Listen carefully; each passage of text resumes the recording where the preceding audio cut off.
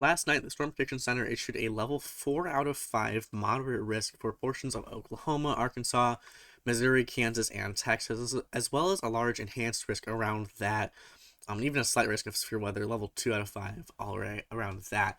This moderate risk is going to impact what seems to be approximately 5 million people here. It's going to include Oklahoma City, Tulsa, Springfield, Missouri here, and then the enhanced risk as well. 12 million people under the gun for that. A combined 18 million people are under fire for at least enhanced or moderate severe weather today. But you can see this contour where it goes. This is going to be all hazards are at play today. Here's our 15% tornado risk here, and 10% around that. Again, hatch for significant tornadoes being possible. Our wind risk is more to the northeast of that risk. You can see again this hatch wind risk, and hail being a very large threat for a very large portion of this risk area as well, even expanding quite a bit into the slight risk there. And as well as tomorrow, we're going to be seeing an enhanced risk level 3 out of 5 for portions of Alabama, Mississippi, Tennessee, and Kentucky here. And again another accompanied slight risk. This is going to be a 10% hatch tornado risk as well. Continuing our multiple days of severe weather. The hail risk for tomorrow is not nearly as impactful, but our wind risk is there as well. This is mainly a tornado day for tomorrow. So I'm going to be looking at our weather for both days, looking at model runs, and also just some current observations and all that as well. So let's get here to our model runs first. I want to start out with our 15Z initialization here. So this is based on real data. RAP model here shows us this is exactly what the map looks like here. 15Z, that's going to be 10 a.m. Central Time here. We can see this large scale 500 millibar trough here. Associated jet stream kind of rounding the base, but overall a pretty large area of enhanced flow out ahead of this. Oklahoma is right here, so you can see we have a lot of this enhanced flow making its way into our main risk area, and just over the entire area as well. 700 millibars. This is going to be kind of that area we look for shortwave troughs. These can help to enhance more discrete storms. Nothing in particular being seen there.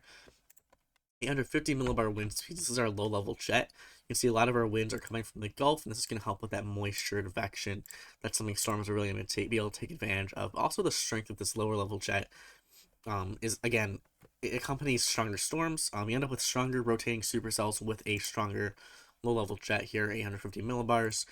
850 millibar moisture is certainly in play. You can see basically overspreading our entire risk region. Quite impressive there. And lastly, let's get to the surface here. We will see a low pressure system up here, kind of near the Kansas-Nebraska border here. If I zoom in, I can place my low pressure system here. You can see the counterclockwise rotation here around this, indicating that low pressure system. Let's think about below 1,000 millibars, so pretty decently strong. We have some good winds on the east end of this as well, 15 knots. So that's freaking pretty good winds. Maybe upwards of like 15 to 20 miles an hour winds, just overspreading the entire region here. Further to the east here as well, pretty strong winds, all from the south. Looking at moisture for the region, let's zoom out here. This is our dew points. Again, lots of surface moisture is in play. A very large warm sector. The moisture content is very impressive here. You can see just across the entire region here.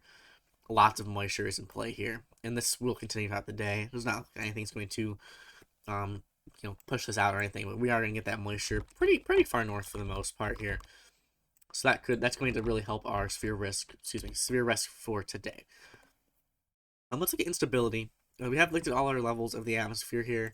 250 millibars, I guess we can check out, but even here again, very strong winds. Basically, the idea is we have a very large risk area where a lot of our different parameters are in play. We have a lot of moisture, lots of forcing, and good surface, just good surface parameters here. One thing to note here is going to be our dry line. I'm looking at moisture. You can see where the moisture is and where it isn't. When those boundaries are very close to each other, we end up with storm development there. Anyone in our region, or anyone in the region here in Oklahoma, is probably well versed with dry lines. But you can see here a dry line very quickly forming. Likely even an initialization here. Let me actually check our surface observations. I'm just on the RAP page here down in Oklahoma, and yeah, you can see here. Here's all our surface obs. Check this station 82/72 in a very quick transition. Even here too. This is probably a better example actually. We have this station which is 78/68 and 80/44. So very clear moisture gradient there. That will definitely help storms to fire honestly pretty soon. Let's look at instability now, like I meant to.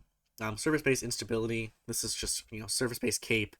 You can see even now, very unstable air already. The cap is even breaking at this point in time. Theta E is also very impressive. Rat model shows this really just ramping up throughout the day even too. Theta E is a measure of instability, and you can see it very much prevalent. Let me see if I have any forecasts or any observed soundings we can look at. I would expect Oklahoma City. Here's our Oklahoma City sounding here. Norman, you can see this instability up here, outlined by this region here. That's our Cape. So we have lots of potential instability for today. Our hodograph, it's looping, so we definitely have that curvature in the hodograph as we would expect. You can see the wind and strength, the directional and speed shear. So looking at our surface wind, we have 10 knots out of the south. It's a bad circle. 10 knots out of the south here. And then go up to 700 millibars, we're out of the southwest, about 30 knots.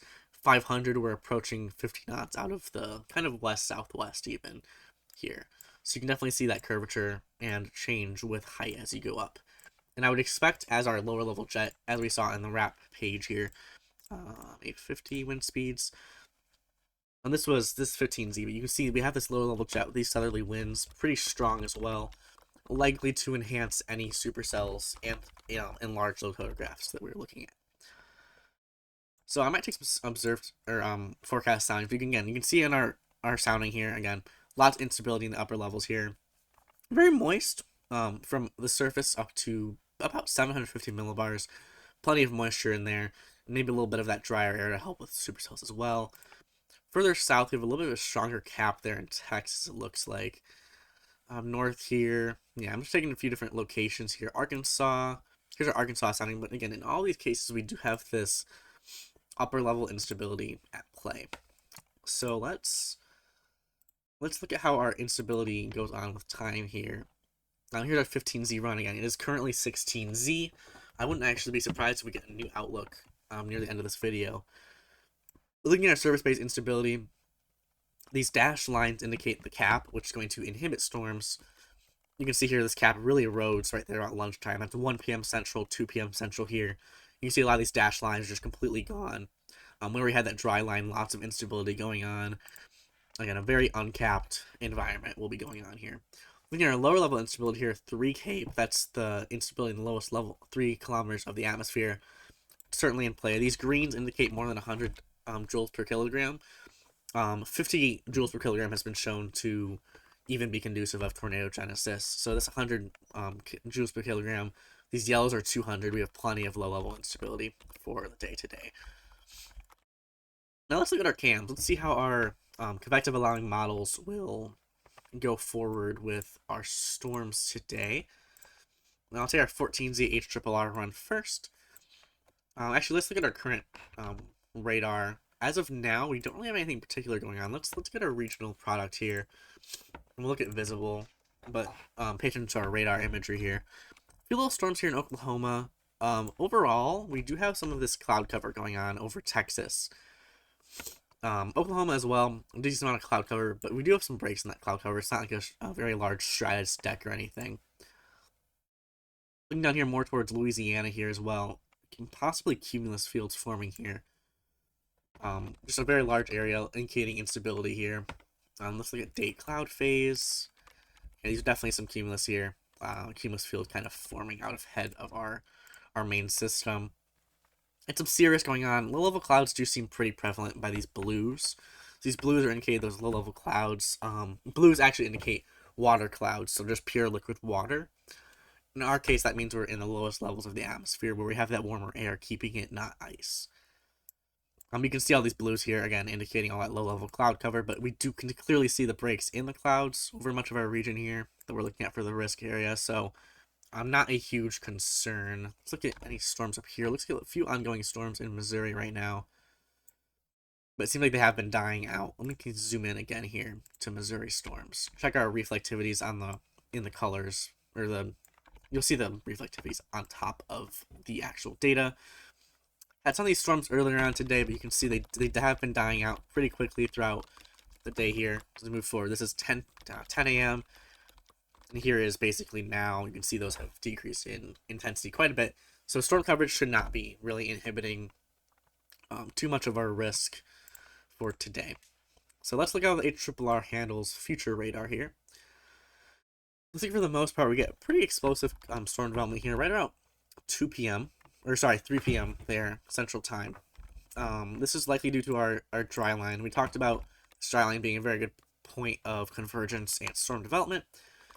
We do have that going on today. In 18Z, we can clearly see that moisture gradient here that's going to help storms fire pretty quickly. Not to mention the pretty impressive instability going on. Also, the lack of capping for a while will help probably have some cumulus developing and just help the air mass for storms to go buoyant very quickly with time.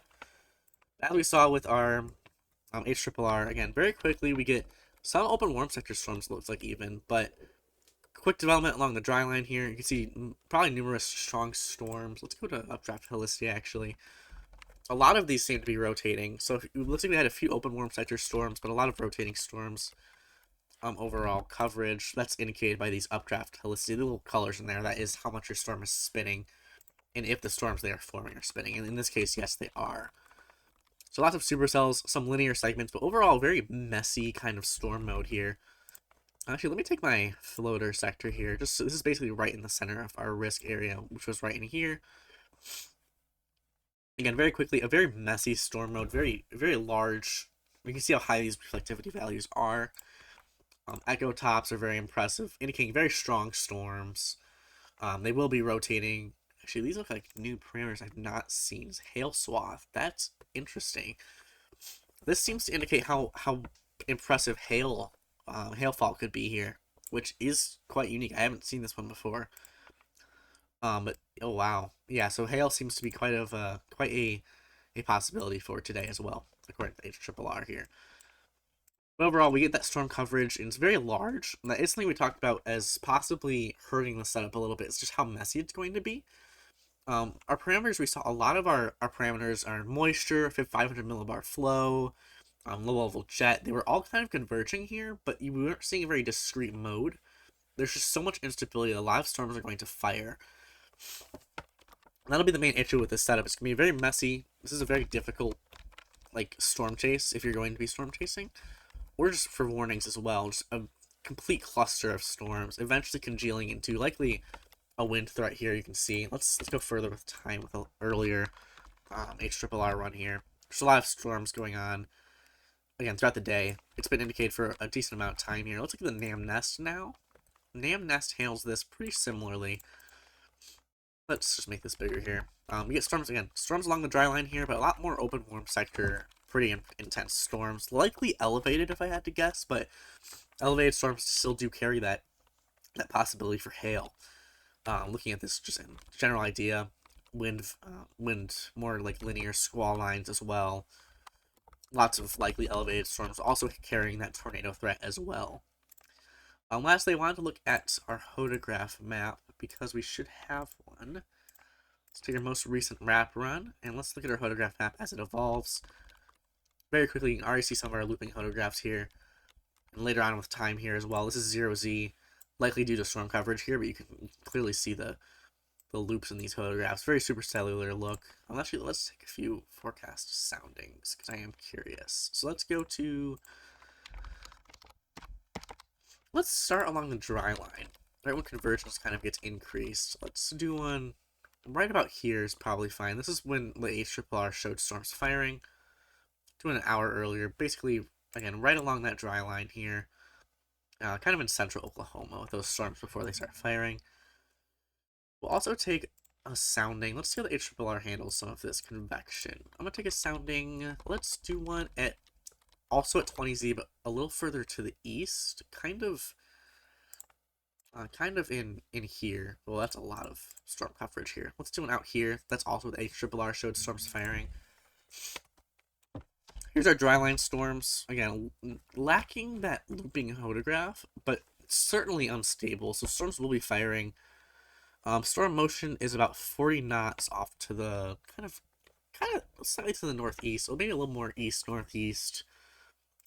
Here's our storm motion vector, just like that. It's a really bad line that I just drew, but that will be getting off of the dry line here if we have our dry line situated like this. Could be a little bit better, maybe a little more perpendicular would be better, but we don't have that today. So again, that's part of that linear possibility. But a storm that does become a right mover, you can imagine a right mover managing to kind of get like this, more of an east track will have a very unstable air mass for a while, but just due to the large coverage of storms, that might be an issue. Here's our open warm sector storms. Looks a little bit convectively contaminated just because of how moist this is, but you can see that looping photograph. Again, for the most part, lots of instability, a little more elongated in this case, but still pretty intense, lacking a little bit of that low level instability though. So looking at dry line storms, so likely have any surface vorticities. If we have any surface vorticity, that will be stretched upwards with this 3 cape at 182 joules per kilogram. Pretty impressive. Let's look at vorticity here. Also, just so you can see where our vorticity and 3 cape aligned. Definitely along this dry line here. Lastly, let's just look at significant tornado parameter, just so you can see where everything is lining up for the day. Definitely enhances after nighttime. I would be a little skeptical of some of this more like northern central Texas here, but so you definitely have this enhanced risk over much of the region throughout much of the point. Supercell composite as well, very much off the charts. This goes a little more northward with time, so indicating more of those possible hailstorms. Supercells going more up to the north. So again, for the most part, pretty intense instability. Everything's in play. Just the main issue again is going to be that storm coverage. How do storms interact, and will they help inhibit each other is the main question. Now I'd like to take a quick look at our day 2. We looked at this enhanced risk, just what is going on. Likely going to be a QLCS setup here, but let's look forward with time. Let me get my map looking good again. Here's 500 millibars, going for further with time now. Here's 12Z of that day, and negatively tilted trough here, enhanced flow, even a jet streak down here as well. 850. I'm being skeptical of shortwaves here. I don't expect to see any. Ooh, it's a bad sector. Excuse me. I don't expect to see any shortwaves. 700, maybe a little bit semblance of one here as well. But because storms will be ongoing, that won't have a huge impact. Moisture will certainly be at play. 850 millibar wind speeds, pretty impressive. Again, that's that low-level jet. Ramping up and helping our storm coverage there as well. Instability will likely just stay with our moving cold front at this point. And you can see we would have a cold front slowly moving off to the west here. That will be our main boundary for storms out in here. If we look at let me eliminate some of these. Our risk area does expand more to the west here. That's going to be storms forming off the cold front. Again, likely still linear. We do have that tornado risk, but wind will also be a hazard as well. Likely due to more of the QLCS setup. Let's look at our simulated reflectivity from the HRRR here. It's hard to find a good sector, but here you can see in the morning it's on that stronger storms, and then basically after 4 p.m. we get a lot more storm coverage over much of the region here as well. Storms, let's get to the southeast here, and larger sector, you can see a lot of storms coverage, especially after night there as well. HRRR is shown as being incredibly impactful, but definitely that hail risk, and likely just due to if these really congeal together, more of a wind risk as well. Almost not trusting the HRRR and NAM nest right now, but again, pretty widespread storm coverage as well. Could be more discrete supercells here. See multiple little bands here that could be more supercellular. Let's actually take a sounding on the NAM nest, which is always a little bit of a risky play. Let's take a sounding from the wrap as well, just to compare. But moisture also will definitely be there. Let's just zoom out to the entire US here. Again, same situation as today with that very large open warm sector going on. That will continue. We shouldn't get too many open warm sector storms, but for the most part, we will get that good storm coverage and just good parameters yet again in place. Not as impressive as today, though. This is where this forecast sounding is for. Again, more of the instability, low level instability, 120 joules per kilogram. Here is our other, same spot. Similar story here as well. Not as intense of typical instability throughout the entire profile, but for the most part, this looks pretty indicative of supercells. Maybe a little bit veered to the surface, so more of a linear mode here. But so there's some to be desired with tomorrow, but we do still have that severe weather risk going on. So that's me about it for this video. If there's any emergency updates for tomorrow, I will come out with them or come out with the video at some point there. This does have more of a northward risk than I've really been talking about. Elevated instability could definitely be more of an issue up here near Illinois. We could see some of that, even just surface-based instability. If moisture does return pretty far north, we could see a kind of secondary region of possible severe weather up here as well. Because this low will be occluding. I don't really expect any colder temperatures to really be an impact, although even here, maybe a belt of slightly enhanced lapse rates aloft due to slightly colder air there. Lower level jet might be a little lacking here as well. So, but there is definitely this. I mean, the moisture is here, so I'm actually gonna take a sound damper because I'm honestly curious about this too. Could be, oh yeah, it could be kind of warm front storms here in Illinois for Tuesday as well. So I'll keep an eye out for that as well.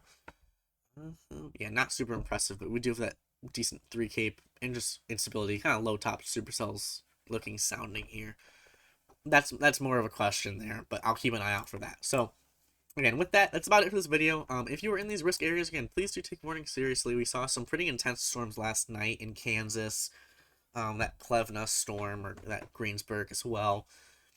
Pretty intense supercells, kind of the day before, not the day before the day, but this day seems to have a lot more widespread storm coverage, so I will keep keeping an eye out for anything in particular. Any updates. Most likely, this risk will be similar for today. I wouldn't be surprised to see it's trimmed down a little bit up here, maybe, but for the most part, we do have this severe weather risk for today. This outlook may change in approximately 5 minutes. That is honestly very possible. I can't take that out of the question as of now, but we do have this risk, so please do take warning seriously if you're in any of these risk areas. I hope if there's any significant developments for tomorrow, I'll make another video, or keep an eye out for a post from me. But with that, that's going to be it for this video. Again, thank you all for watching. If you have any feedback or questions, please let me know. I'm happy to answer them at any time. So if you enjoyed, please let me know. Otherwise, thank you for watching, and I'll see you all next time.